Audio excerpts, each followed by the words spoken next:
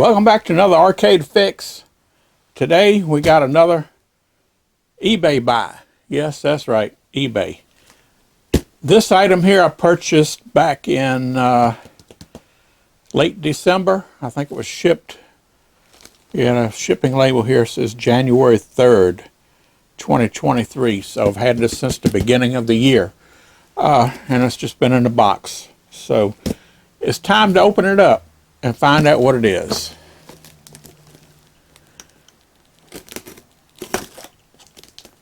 And see if I got a treasure or more junk.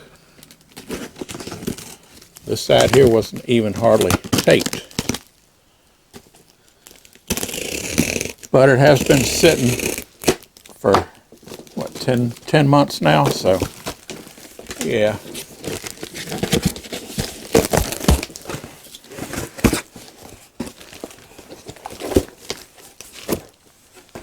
Alrighty, we got bubble wrap. That's a good sign. And here's the item. Let me get the box out the way. And what exactly is it? Well, you already know it's a piece of test equipment from the title.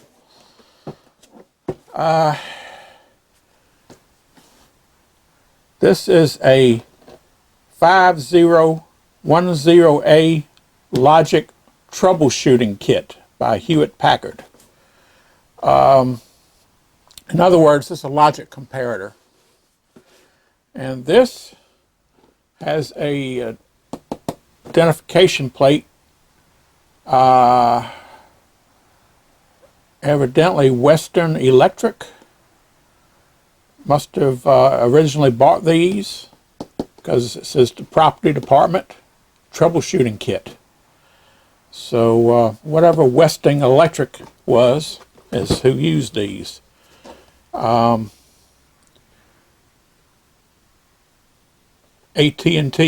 so telephone.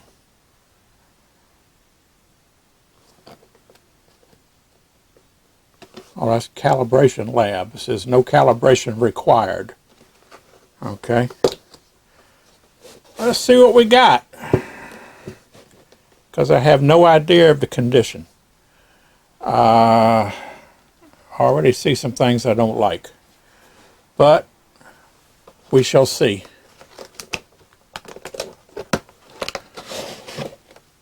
At least up here it comes with the manual. Operating service manual for the Logic clip.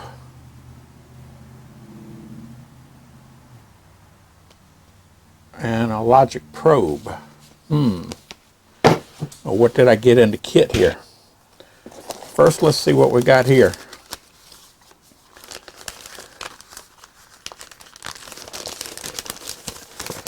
This is nothing but just packing paper to keep these cards from rattling around, I guess. These are some of the cards that hold the test chip or the good chip. So they've already got chips soldered on some of these. Some of them are blank. That's good, so I can fill my own. These are supposed to go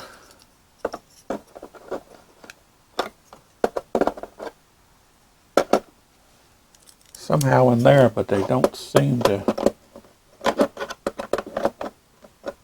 I guess to go like that.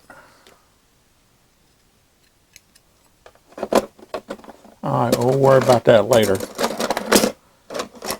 Well, like I say, we got some with chips on them and some are blank.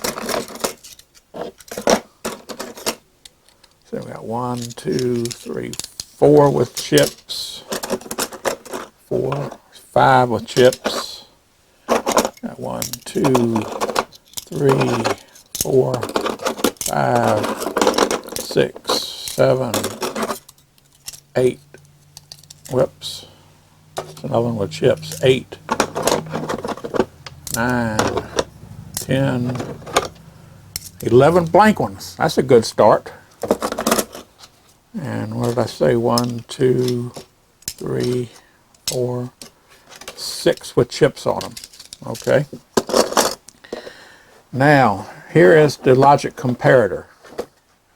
And this is what I really didn't like about it at first glance. The wire that goes to the clip is exposed, and they had wrapped electrical tape around it. I've seen quite a few more that are like that. Evidently, the material that they used on these wires just gives up the ghost, and yeah, comes apart. So no biggie if it works. And let's see. This must be an earlier version because it's got the smoked plexi, which makes it a little harder to see the LEDs that are in here and the chip that you got here. I like the later ones, which have more of a clear view, but it is what it is. And we have this universal card. What this universal card does is you can put your chip in here instead of using these individual cards to dedicate to a certain chip. You can put the chip on the ZIF socket, and you got dip switches to where you can program, you know, the outputs and everything. And you can use this. So this is like a universal card. So that's good. The only bad thing is, and I don't know if it was advertised to come with it or not. It may not have been. I don't see a test card. A lot of them come with a test card. And it didn't come with the Logic probe, but that's no problem. I have Logic probes, and I'm not too fond of HP Logic probes. So, all right.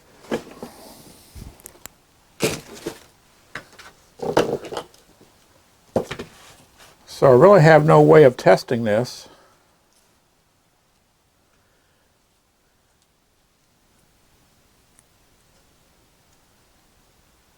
This looks like they might have took a piece of heat shrink and cut it and then taped it around the wires. Let me get this old tape off of it. I have to come up with a solution for that.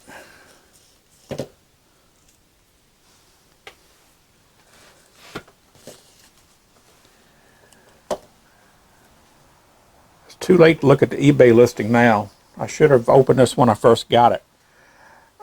Because I don't know if they may have done the old switcheroo, you know. I don't remember this being like this. So, yeah.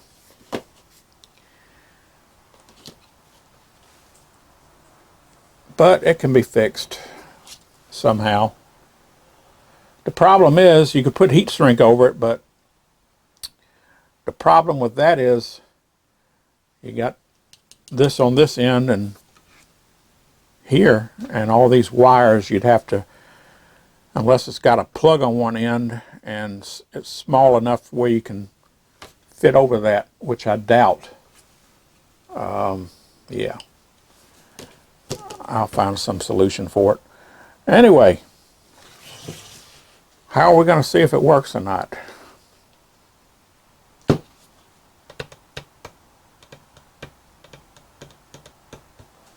All right, let me think about this and I'll be back. Okay, well, I think I got it figured out. These cards are reference cards. They're called reference cards because you put a known good working IC chip on it, and that's going to be your reference for the comparator to compare to the chip you suspect on the board being bad. And so this right here is the universal reference card, okay?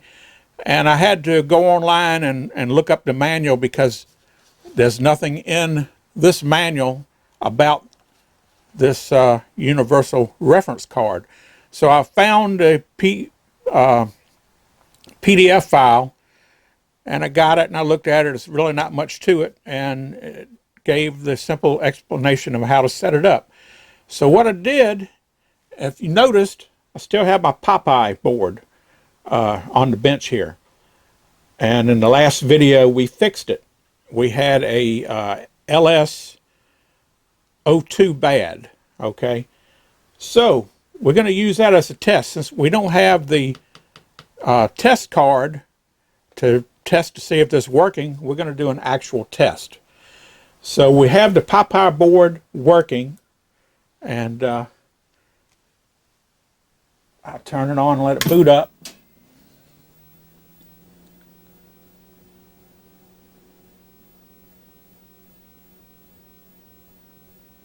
And as you can see, we have Popeye. Okay, this is the chip, the O2 that I socketed, and that's what was bad. So first thing we're going to do, I put a new tested good LS02 in the universal reference card. So we have that in there. So now all we have to do is take our test clip. It's got a 1 right here, so that's pin 1. So all we have to do is put this on the chip and see what happens.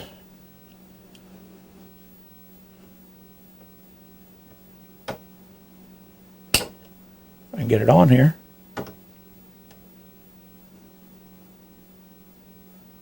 All right, got it on. And as you can see, we got some lights, so let me wiggle it. You have to get the clip on just right. Okay, there we go. Got the clip on, we have no lights lit. So that's telling me that that chip is comparing to a new one. So that chip is working. Okay, stop the video. Do you see what I'm seeing?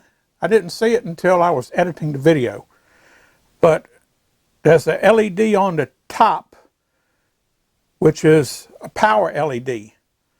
And when I was doing the check with the new chip, the power LED looked like it was off. It's a little hard to see because of the tinted plexi on it, but I decided to come out here and let's try it again. So, let's try it again. Let's turn the game back on. And I think the problem was that when I put the clip on the chip, when the chip is inserted all the way down in that socket, the clip doesn't go down all the way on the chip. So this time I put the chip in. It's a dual wipe socket, so I put it in to make contact on all the pins, but I left it up out of the socket a little bit, so hopefully we can get a better connection. So let's try this again, and because I'm not sure if it's working correctly, to be honest with you, if that's the case. So let's go ahead and see if we can get this on. It's a little tricky to get on.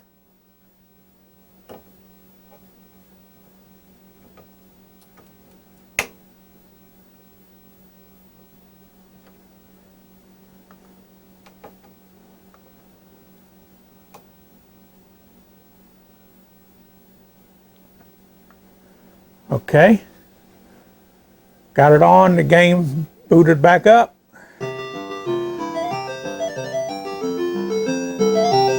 And now we got the power light. So, okay, none of the other LEDs on. So I'm feeling pretty confident that it's working, but the connections on this are a little tricky. But the thing that gets me wondering is if I do wiggle it, get it so it's out of the light here. If I do wiggle it, there are some LEDs that don't come on. And I'm beginning to wonder, is that a problem?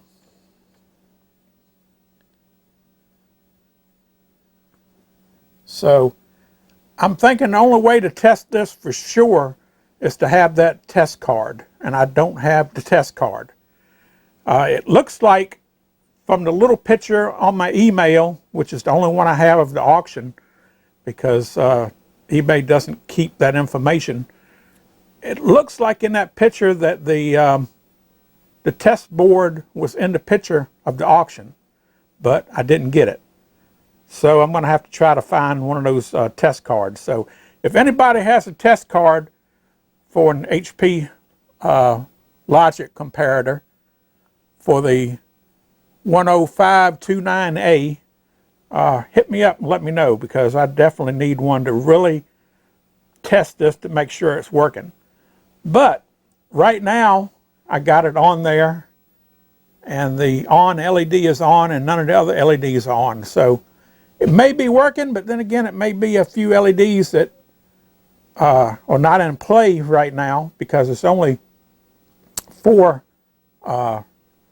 inputs on this particular chip, and none of them are the ones that are not lighting up. So it still could have problems. Anyway, let's go ahead and finish the test out, and we'll put the other socket, the other chip in the socket. And I'm going to do the same thing with that. I'm not going to put it all the way down in there. I'm just going to barely put it in so that we can get the test clip to fit on there better.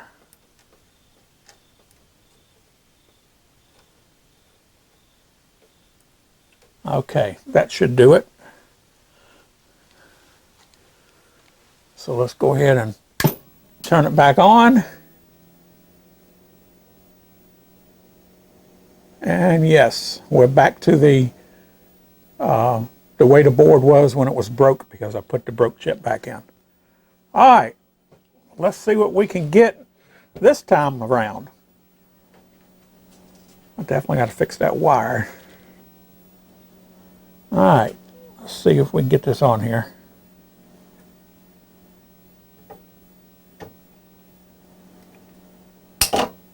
Ah.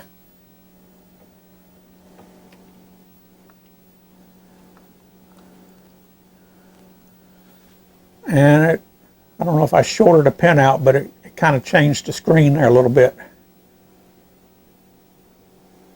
But I think that'll reboot.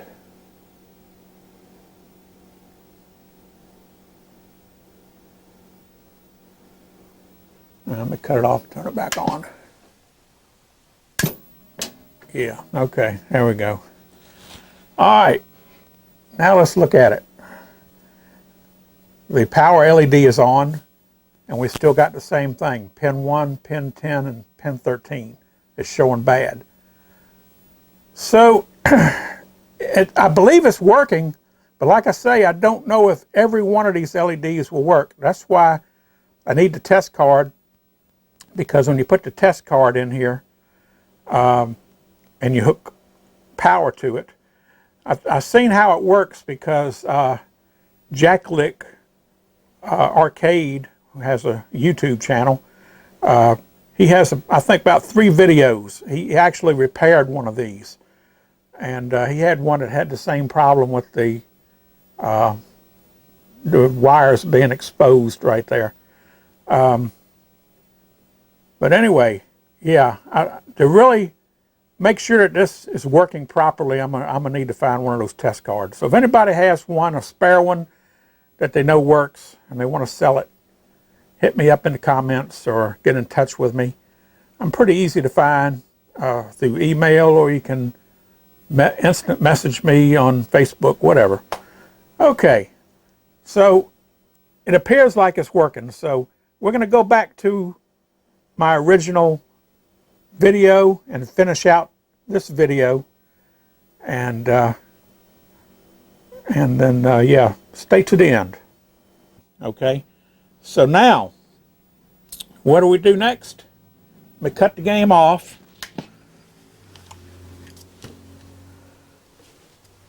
Take the clip off. I'm going to pull the chip out of the socket that's on the board.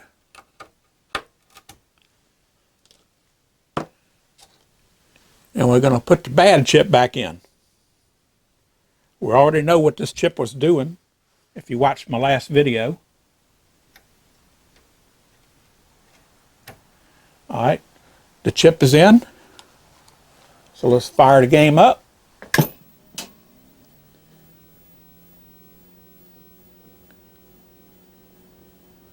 And there you go. That's the same thing we were getting when we started the repair. That's what the board was doing. And that one chip, the 74LS02, was the problem. So now, this chip was real rusty, so I cleaned it up best I could. So let's see if we can get some contact on it. We'll take the clip and let's clip it on.